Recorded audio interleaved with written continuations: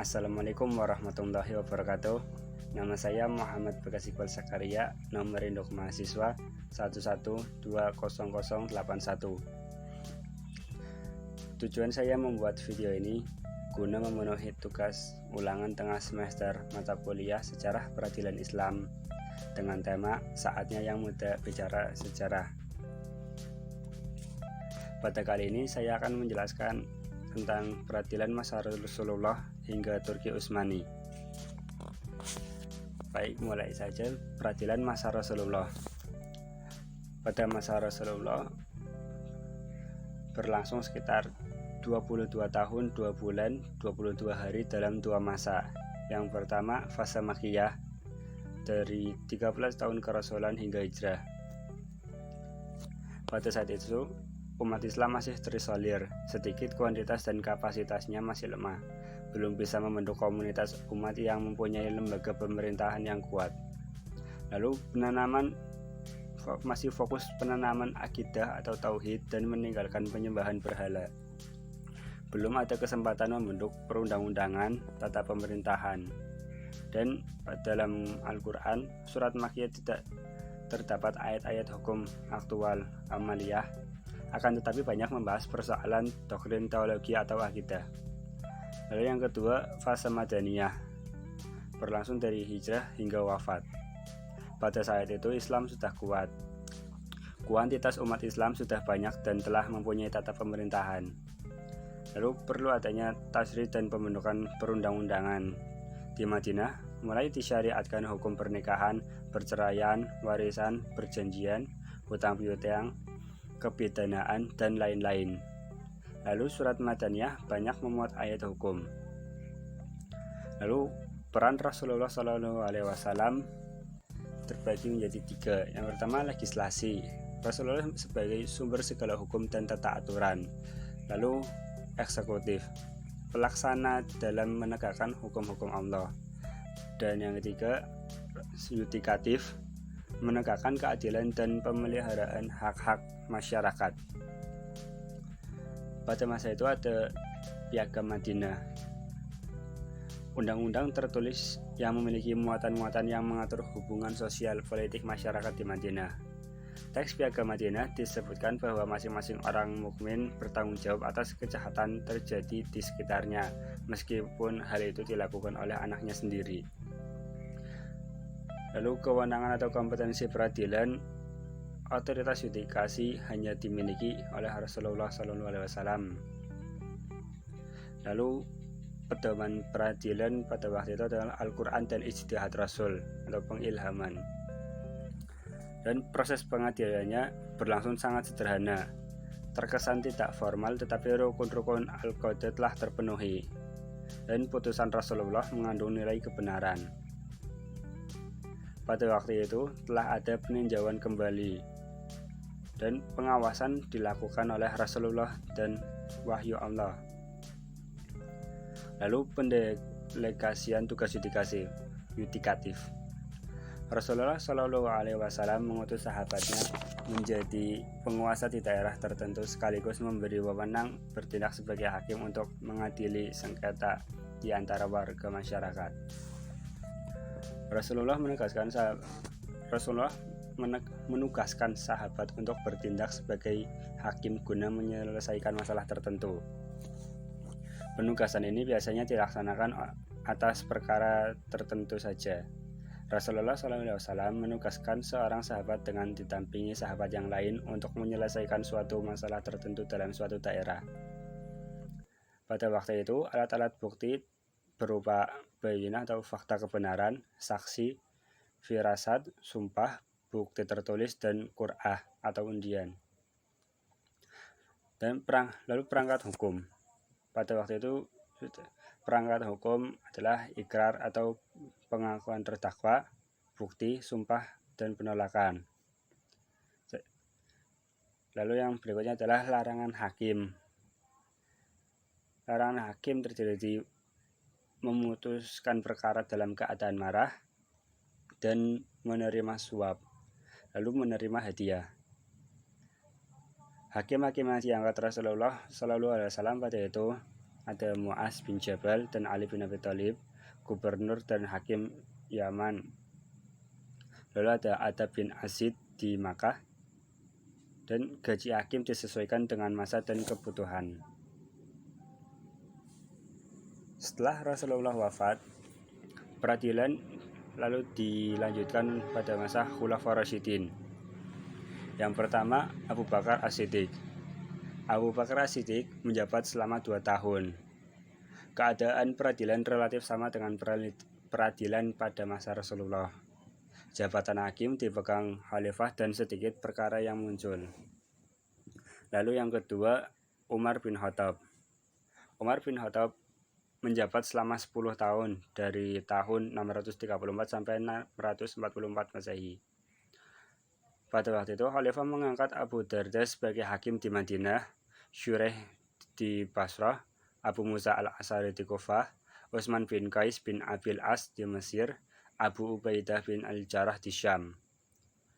Khalifah membatasi wewenang hakim kasus penyelesaian sengketa harta benda atau perdata, sementara perkara pidana terkait hukum qisas ditangani khalifah dan penguasa daerah. Hakim memutuskan perkara dengan merujuk Al-Quran, Sunnah, atau dengan ijtihad. Terdapat surat yang memuat petunjuk untuk qadhi, dikenal dengan Risalatul Qadha Umar bin Khattab, yang merupakan prinsip penyelenggaraan kekuasaan peradilan. Risalatul Qadha berisi prinsip atau pedoman beracara bagi hakim, dan Umar bin Khattab disebut sebagai peletak dasar Distur piranti lunak peradilan. Lalu berikutnya, Utsman bin Affan. Peradilan dilaksanakan pada sebuah gedung, mengangkat nasib qadhi untuk membantu tugas hakim. Pada waktu itu memberi gaji untuk hakim dan stafnya dari Baitul Mal, mengangkat pejabat administrasi peradilan, dan menyempurnakan administrasinya. Kelemahannya pada waktu itu hanya melanjutkan sistem peradilan khalifah sebelumnya. Terdapat nepotisme yang tidak ditumpas secara tegas. Dan peradilan dilanjutkan oleh Khalifah Ali bin Abi Thalib. Pada waktu itu, Khalifah Ali bin Abi Thalib mengikuti langkah khalifah sebelumnya. Ali menetapkan hukuman selama di Madinah. Ketika keluar di Basrah, beliau mengangkat Abdullah bin Abbas sebagai gantinya di Madinah. Ali memberikan petunjuk pengangkatan hakim. Salah satunya adalah orang yang dipandang utama, bukan berpenghidupan sempit, harus wibawa, tidak tamak, berilmu luas, otak cerdas, dan daya kerja sempurna. Kitab-kitab peradilan, fikih, dan sejarah seringkali membicarakan ijtihad imam sekaligus hakim. Lalu setelah peradilan pada masa Khulafaur Rasyidin, dilanjutkan dengan peradilan pada masa Bani Umayyah. Sekilas tentang dinasti Umayyah. Muawiyah bin Abi Sufyan, gubernur Syiah, menolak Ali bin Abi Thalib sebagai khalifah dan menuntut Ali bertanggung jawab atas kematian Utsman bin Affan. Cikal bakal berdirinya dinasti Umayyah diawali oleh bughd atau pertama dalam sejarah Islam, Muawiyah terhadap pemerintah Ali, dan dibarat oleh pengikutnya sebagai khalifah. Dilia, Yerusalem. Mereka mendirikan negara di dalam negara. Damaskus menjadi ibu kota pemerintahan Islam, padahal pusat pemerintahan yang sah ada di Kufah di bawah pimpinan Ali. Lalu kematian Ali pada bulan Ramadan 40 Hijriah atau 660 Masehi. Al-Hasan bin Ali diangkat menjadi pengganti Ali. Namun Al-Hasan sosok yang jujur dan lemah secara politik. Ia tidak ambisius dalam memimpin negara, lebih mementingkan persatuan umat. Hasan bin Ali melakukan kesepakatan damai dengan kelompok Muawiyah dan menyerahkan kekuasaannya kepada Muawiyah pada bulan Rabiul Awal 41 Hijriah tahun 661 Masehi. Tahun kesepakatan tersebut disebut Am Jami'ah karena kaum muslimin sepakat untuk memilih satu pemimpin saja, yaitu Muawiyah bin Abu Sufyan. Hal tersebut juga menjadi tonggak formal berdirinya kehadiran dinasti Umayyah di bawah pimpinan Khalifah pertama Muawiyah bin Abi Sufyan. Bani Umayyah berkuasa selama 91 atau 90 tahun. Dari tahun 660 sampai 750 atau 661 sampai 750 Masehi dan Damaskus sebagai pusat pemerintahan. Dipimpin oleh 14 khalifah dan hanya 5 yang menduduki jabatan panjang dan memberikan pengaruh positif bagi perkembangan Islam. Di antaranya Muawiyah bin Abi Sufyan, Abdul Malik bin Marwan, Walid bin Abdul Malik, Umar bin Abdul Aziz, dan Hisham bin Abdul Malik. Pada waktu itu mengubah kebiasaan musyawarah dalam hal pergantian khalifah menjadi sistem monarki, bentuk kekuasaan otoritasi pemimpin yang berkuasa. Menurut pendapat ahli, lembaga hakim dikepalai ketua hakim. Hakim memutuskan perkara dengan ijtihadnya berdasarkan Al-Quran dan Sunnah Nabi. Lalu pendapat ulama qadhi tidak lagi dihormati oleh pemerintah. Kuatnya pengaruh absolutisme terhadap hukum dan peradilan dan kurangnya perhatian pemerintah terhadap lembaga peradilan karena Khalifah Umayyah kurang tertarik pada hukum atau masalah hakim, lebih konsen politik dan perluasan wilayah, dan tidak semua perkara peradilan menjadi wewenang hakim. Kewenangan hakim dibatasi pada masalah perdata, perkara perorangan, hukum kekeluargaan, pidana.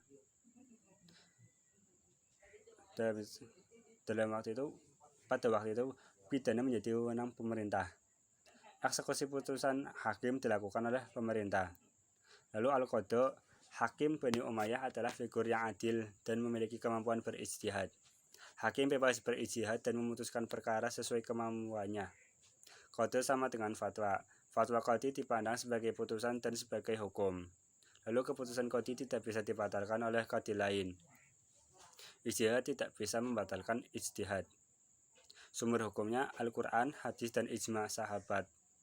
Lalu wilayah al-mazalim, mahkamah tertinggi atau mahkamah banding, mengadili para hakim dan pembesar negara yang berbuat salah, mengawasi dan memeriksa pelanggaran yang dilakukan oleh penguasa dan keluarganya, merupakan institusi pengendali lebih tinggi dari pengadilan biasa, dipelopori oleh Khalifah Abdul Malik bin Marwan dan dilanjutkan oleh Umar bin Abdul Aziz. Khalifah Umar bin Abdul Aziz adalah beliau satu-satunya yang terjun langsung dalam praktik peradilan. Pada waktu itu membangun wilayah asyartah atau lembaga kepolisian. Orang yang menyelesaikan disebut wali al-mazalim. Syaratnya keberaniannya luar biasa. Lalu wilayah al-hizbah, lembaga keagamaan yang merupakan peradilan moral, mengawasi dan memeriksa pelanggaran yang dilakukan oleh rakyat, yaitu pelanggaran ringan yang tidak perlu proses pengadilan atau peradilan, dan merupakan peradilan moral. Berfungsi menegakkan misi amar ma'ruf nahi mungkar. Tugasnya melakukan pengawasan bagi berlakunya peraturan umum dan ketentuan agama yang berperan dengan moral yang menyimpang. Membantu orang lemah yang tidak mampu mempertahankan haknya. Memberlakukan peraturan Islam tentang kejujuran, sopan santun, dan kebersihan. Lalu mutasi bertindak sebagai pengawas perdagangan dan pasar, memeriksa takaran dan timbangan, mengawasi perjudian, seks, busana tidak layak depan umum. Ciri khasnya adalah hakim memutuskan perkara menurut ijtihadnya atau ijma. Rujukan ulama, Al-Quran dan Sunnah, dan lembaga peradilan belum dipengaruhi penguasa, tidak dipengaruhi kepentingan politik, dan hakim memiliki hak otonom. Putusannya tidak hanya berlaku untuk rakyat, tapi juga untuk penguasa. Khalifah selalu mengawasi gerak-gerik hakim. Qadhi diangkat oleh khalifah. Qadhi daerah diangkat oleh kepala daerah. Yang melaksanakan putusan hakim adalah khalifah atau orang yang ditunjuk pemerintah. Bentuk hukuman berupa denda, penjara, potong tangan, tubuh, hukuman mati. Lalu ada sekretaris yang mencatat perkara dan putusannya. Ada juga biro registrasi. Pada masa Abdul Malik, dibangun gedung arsip negara di Damaskus. Khalifah Umar bin Abdul Aziz melakukan transformasi peradilan besar-besaran. Umar bin Abdul Aziz menegakkan keadilan pada siapa saja, dan struktur dan pola peradilan terjadi pemekaran yang disebabkan luasnya kekuasaan Umayyah. Keputusan Hudud dan Qisas yang menyebabkan hilangnya nyawa dieksekusi oleh gubernur, yang merujuk pada Umar bin Abdul Aziz. Umar terkenal sangat adil terhadap dirinya sendiri ketika ada kasus mengenai dirinya. Lalu hakim pada waktu itu antara lain Usaid bin Hudair, Yahya bin Yahya, Umar bin Abdul Aziz, dan Salim bin Atas. Setelah masa peradilan Bani Umayyah berakhir, lalu peradilan dilanjutkan oleh masa Bani Abbasiyah. Sejarah singkat Bani Abbasiyah. Bani Abbasiyah berdirinya dinasti Abbasiyah berawal setelah kemunduran dinasti Umayyah. Sejarah kemunduran dinasti Umayyah berawal dari bobroknya akhlak para pemimpinnya. Dalam perkembangannya, Daulah Abbasiyah dibagi menjadi 5 periode. Periode pertama 750 Masehi sampai 847 Masehi yang para khalifah Abbasiyah berkuasa penuh. Lalu periode kedua pada tahun 847 Masehi sampai 945 Masehi disebut periode pengaruh Turki. Dan periode ketiga 945 Masehi sampai 1055 Masehi. Pada masa ini Daulah Abbasiyah di bawah kekuasaan Bani Buwayhi. Dan periode keempat 1055 Masehi sampai 1194 Masehi. Dalam periode ini ditandai dengan kekuasaan Bani Saljuk atas Daulah Abbasiyah. Dan periode kelima pada tahun 1194 Masehi sampai 1258 Masehi. Periode ini Khalifah Abbasiyah tidak lagi berada di bawah kekuasaan dinasti tertentu. Mereka merdeka berkuasa akan tetapi hanya di Baghdad dan sekitarnya. Hubungan peradilan dengan pemerintahan Bani Abbasiyah. Sebagaimana Umayyah yang melebarkan kekuasaannya ke berbagai penjuru kawasan, Abbasiyah juga memperluas kawasannya dan sekaligus membentuk pemerintahan daerah di berbagai tempat. Pemerintahan yang didirikan antara lain bertugas mengelola secara administratif kawasan-kawasan yang baru ditaklukkan. Perkembangan kekuasaan kehakiman pada masa dinasti Abbasiyah mengalami kemajuan. Khalifah bertugas mengontrol pekerjaan hakim. Jika ada hakim yang melanggar dan menyimpang dari tugasnya, maka Khalifah akan memecatnya. Pada masa ini, Khalifah tidak lagi terlibat dalam urusan peradilan. Khalifah tidak lagi mengurus dan memeriksa perkara-perkara yang dianjurkan umat Islam ke pengadilan. Perubahan lain pada daulah ini ialah para hakim tidak lagi beristihad dan memutuskan perkara, tetapi mereka berpedoman pada kitab-kitab mazhab yang 4 atau mazhab lainnya. Syarat hakim harus mujtahid sudah ditiadakan. Organisasi kehakiman mengalami perubahan, diantaranya telah diadakannya jabatan penuntut umum atau kejaksaan. Telah dibentuk instansi di Diwan Qadhi Al-Qudah sebagai berikut. Diwan Qadhi Al-Qudah, fungsi dan tugasnya mirip dengan Departemen Kehakiman, dipimpin oleh Qadhi Al-Qudah atau Ketua Mahkamah Agung. Yang kedua, Qadah Al-Aqdi, hakim provinsi yang mengetuai pengadilan tinggi. Lalu ada Qadah Al-Amsar, hakim yang mengetuai pengadilan negeri. Al-Qadah atau Al-Hizbah. Al-Sultan Al-Qadiyah, yaitu jabatan kejaksaan di ibu kota negara, dipimpin oleh Al-Muda'il Ummi atau Jaksa Agung, dan tiap-tiap kota oleh Naib Ummi, Jaksa. Secara umum, kewenangan badan-badan peradilan yang berada di bawah Mahkamah Agung sebagai kekuasaan yudikatif adalah Al-Qadah, yang memberi penerangan dan pembinaan hukum, menyelesaikan perkara sengketa, perselisihan, dan masalah wakaf. Lalu Al-Hizbah bertugas menegakkan kebaikan dan mencegah kezaliman, dan Al-Mazalim mengurus penyelesaian perkara perselesaian yang terjadi di antara rakyat dan negara. Lalu ada Al-Mahkamah Al-Askariyah, lembaga peradilan militer. Hakimnya adalah Qadhi Al-Askar atau Qadhi Al-Jun. Tugasnya menghadiri sidang-sidang di Dar al-Adl.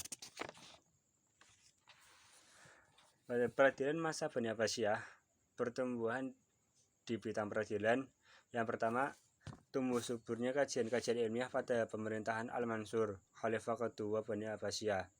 Yang kedua, pemerintahan Khalifah Bani Abbasiyah sangat respek kepada hukum Islam, menegakkan kepada seluruh hakim agar menggunakan hukum Islam dalam memutuskan suatu perkara. Yang ketiga, muncul era baru dalam penulisan hukum Islam. Intensitas pengajar fikih semakin berkembang dan hukum Islam mulai dipelajari oleh kalangan umum. Yang keempat, kebebasan berpendapat dan berbagai simulasi yang diberikan untuk membangkitkan kebenaran untuk beristihad bagi para mujtahid. Lalu masalah dalam penyelenggaraan peradilan diantara lain adalah perbedaan pendapat tentang berbagai masalah hukum, penolakan pengangkatan Abu Hanifah untuk menjadi hakim di Kufah, dan penolakan kitab Al-Muwatta karya Imam Malik sebagai mazhab resmi negara.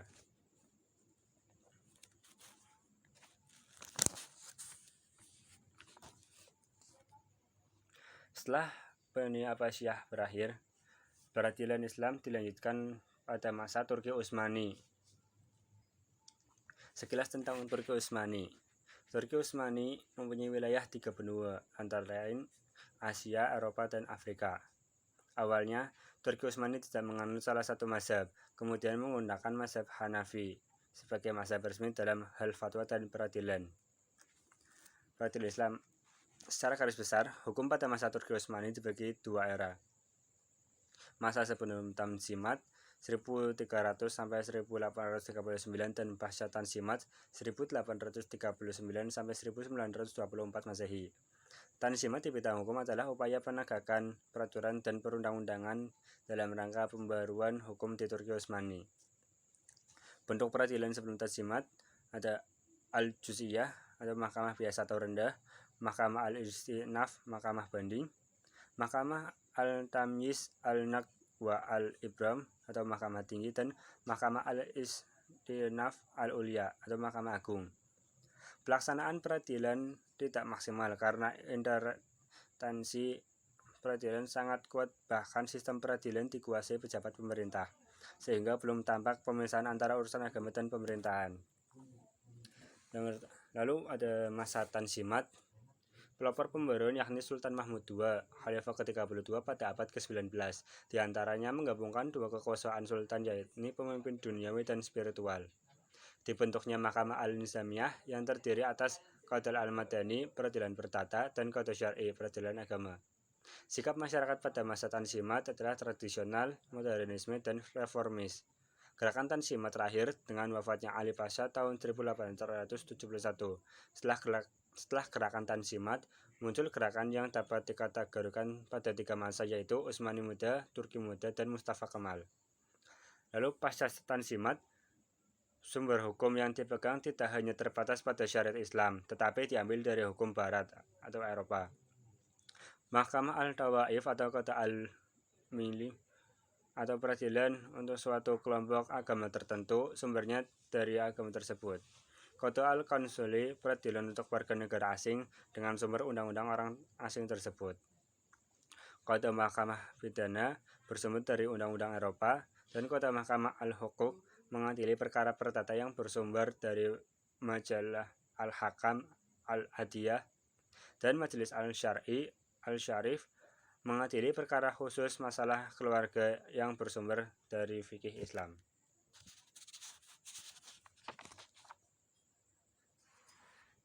Sekian dari apa yang bisa saya sampaikan. Mohon maaf bila banyak sekali kekurangan. Wassalamualaikum warahmatullahi wabarakatuh.